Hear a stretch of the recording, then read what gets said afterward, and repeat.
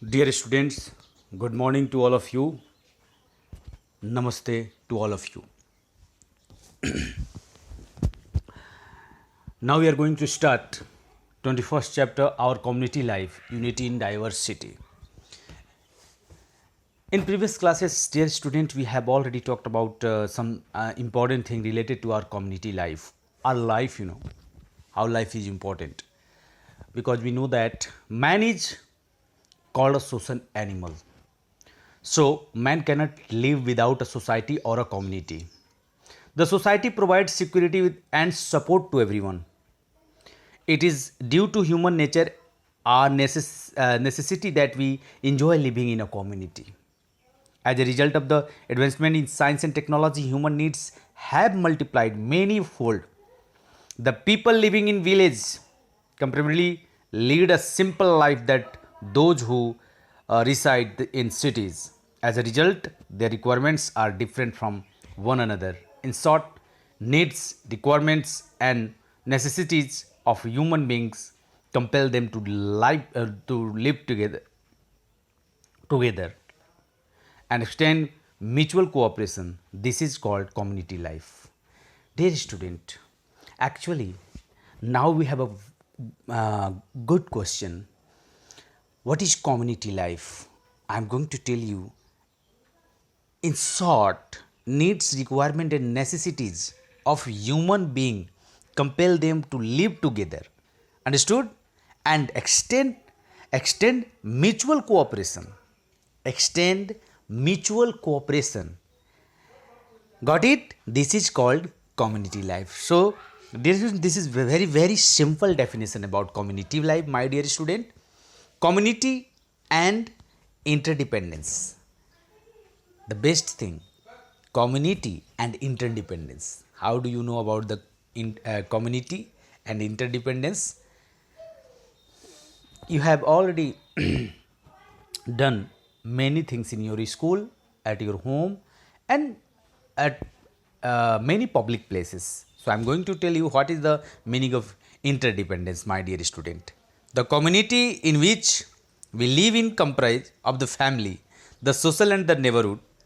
The families living close to one another in a particular area from a neighborhood living together helps in solving various kinds of problems by mutual gives and take. A group of neighborhoods comprise a village or city.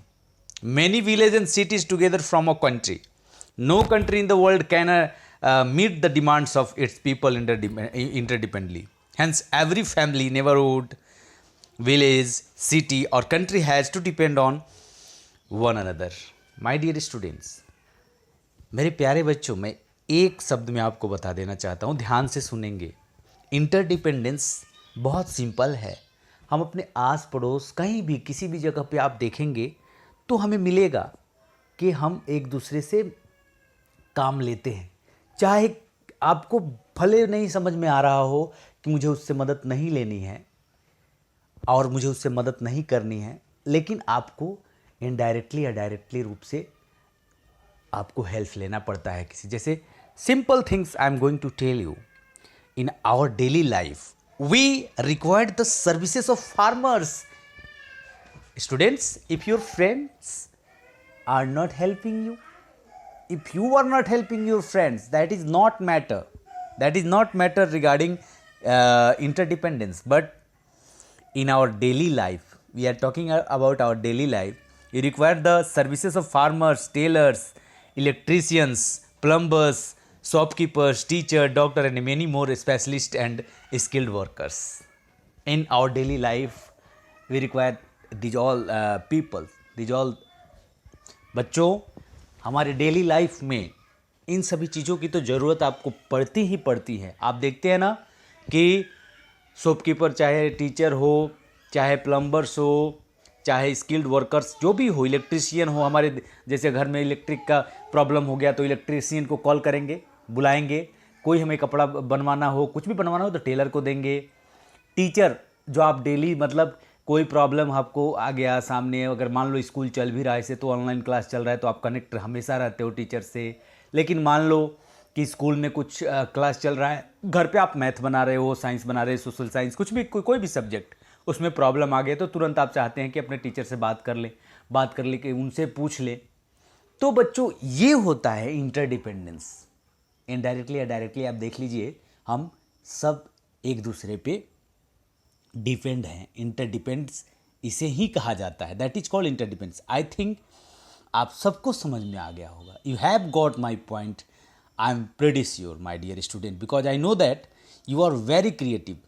Community, the family, you know, all of us live in a family.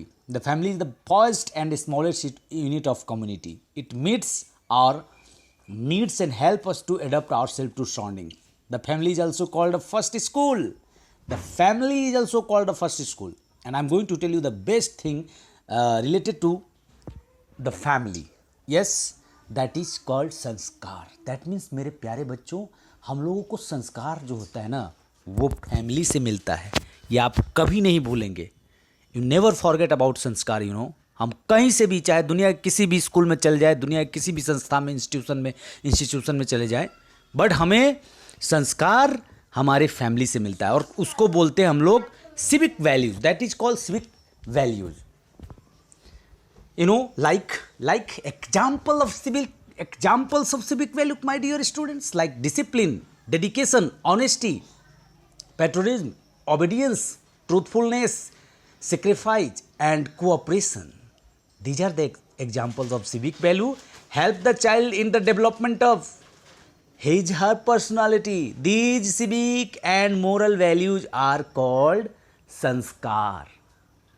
These civic value and moral values are called संस्कार. Never forget my dear student. कई बार लोग आपसे इस तरह के प्रश्न करेंगे, question करेंगे और आपसे पूछेंगे और आपको बताना होगा कि संस्कार क्या होता है, सिविक वैल्यू आपको याद रखना होगा, उसके एग्जाम्पल याद रखने होंगे, डिसिप्लिन, डेडिकेशन, ऑनेस्टी, जितने सारे एग्जाम्पल हैं. Try to recall the contribution of your family in bringing you up and helping in developing your personality. You know, आपको कभी नहीं भूलना है कि हमें फैमिली से क्या सीखते हैं. अपने माता पिता, भाई बहन, चाचा चाची, जो भी होते हैं, अंकल आंटी, क्या सीखते हैं. How we learn from our family to our family. You know, never forget the importance of family my dear student. Respect all the members in your family. Community the school, we know that the importance of school my dear students. हम daily school के बारे में बात करते हैं. School पे तो आपकी चर्चा होती ही है, आप कैसे भूल सकते हैं स्कूल के बारे में. मैं सभी बच्चों से ये कहना चाहता हूँ कि अभी तो आप बहुत ज़्यादा स्कूल को मिस कर रहे हो, तो सोच लीजिए, ज़रूर अच्छा दिन आएगा और सब ये जो कोविड-19 में हम लोग फंसे हुए हैं ख़त्म होगा. हम लोग स्कूल में एक बार पढ़ने ज़रूर आएंगे और पढ़ाने. Another integral part of our community life is school.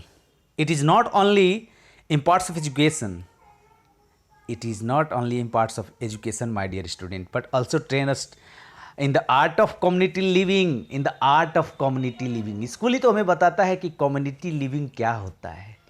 क्योंकि हम लोग 40-50 बच्चों के साथ जब बैठ करके पढ़ते हैं, सभी बच्चों में एक तरह के विचार नहीं न होते हैं मेरे प्यारे बच्चों. आप तो जानते हैं, कोई उसमें किसी तरह से अलग होता है, किसी को स्पोर्ट्स में इंटरेस्ट है, someone who interested in sports, someone who in arts, someone in you know music, someone in science, someone in maths. Different personality facing in our school my dear student. तो सबसे अच्छा तो example आप दे सकते हैं कि community life में हम तो स्कूल से इतने सारे बच्चों के साथ सीखते हैं कि कैसे हमें एडजस्ट करना है. इस स्कूल से अच्छा कौन सिखा सकता है आपको. It is, you know, my dear student, in fact, it is education that make us good human being, capable of making positive contribution for the betterment of community. And community, the neighborhood, हमें neighborhood के भी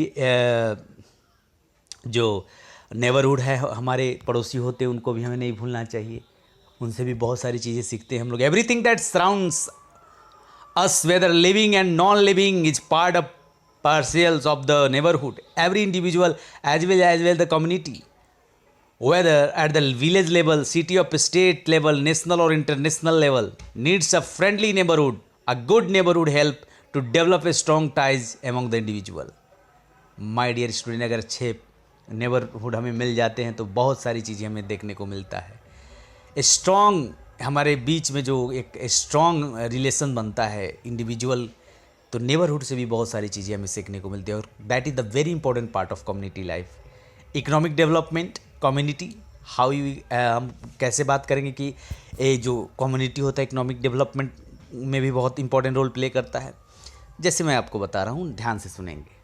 early man use to do all his jobs himself because he lived in alone. When he started leading a settled life, different people started doing different jobs. Their dependence one another gave rise to the village, community and also to the concept of division of labor. बच्चों, जब early man अलग अलग रहते थे ना, तो उनको बहुत प्रॉब्लम होता था।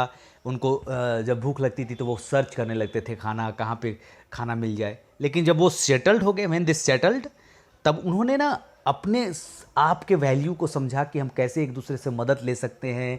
मतलब इंटरडिपेंडेंस वाली जो बात होती है ना, वो एक दूसरे पे जब डिपेंड होने लगे, जब एक जगह रहना सीख लिया, तो बाद में उन्होंने डिवीजन ऑफ लेबर, जैसे लेबर का डिवीजन, कौन क्या काम करेगा, कौन किसको, मतलब जिसको जो काम आएगा या जिसमें जिसको इंटरेस्ट हो उसको करना शुरू किया। Do you know, division of labour make our life easier, increases production, lower its cost and lead to specialisation. Labour का जो डिवीजन होता है बच्चों, एक बार हमें होता है कि कोई काम इतना मजदूरी कर, लेकिन देखो बच्चों, लेबर के डिवीजन के चलते ही किसी काम को हम लोग ईजी कर पाते हैं, ईजिली उसे सॉल्व पाते हैं प्रॉब्लम को, और जल्दी से कर पाते हैं। So that is the important of division of labour, my dear student. And early the village activities were limited to hunting, fishing, cattle grinding and farming. The gradual increasing its need gave rise to different occupations like masonry, carpentry, weaving, tailoring, trading, etc. But agriculture continues to be the major occupation in rural areas today. At first, people work for another to return of goods, services. Later on, they worked in the exchange for money. This became the basis of economic activities and also source of livelihood for the people. It was the beginning of economic interdependence. तो बच्चों, पहले क्या था ना कि agriculture पे बहुत सारे छोटे बड़े काम होते थे, लेकिन एग्रीकल्चर जो मेन ऑक्यूपेशन था, agriculture was the main occupation on the time, agriculture was the main occupation on the time, you know. So that धीरे धीरे सब लोगों ने काम करना सीखा अलग अलग, और बाद में इंटरडिपेंडेंसी सब एक दूसरे पर। Community cultural development, dear students, in the early stage of settled life, man had a lot of spare time too, which is used to roaming around, singing, playing, dancing, painting and other means of entertainment. The express of feelings of the people living in different environments took the form of hobbies and art, craft, painting, sculpture, architecture, music, dance and literature. These activities kept on changing with time and place. The food habit, dresses, dance forms, painting, materials, arts, games and sports varied from region to region. They were influenced by the geographical and climatic condition. The interaction among the various communities influences the custom, belief and tradition.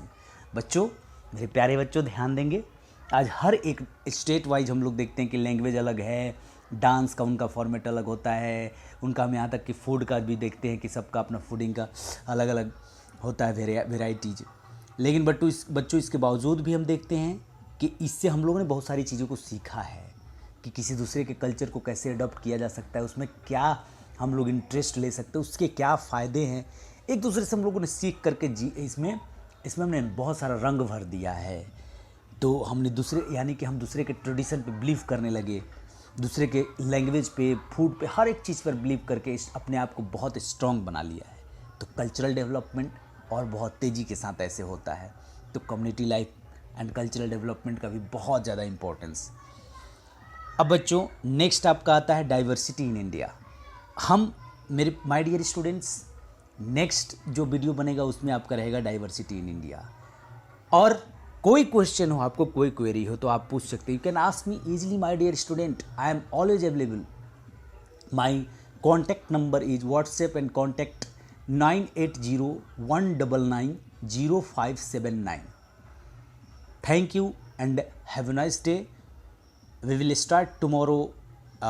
You have to revise this topic, diversity in India. Take care.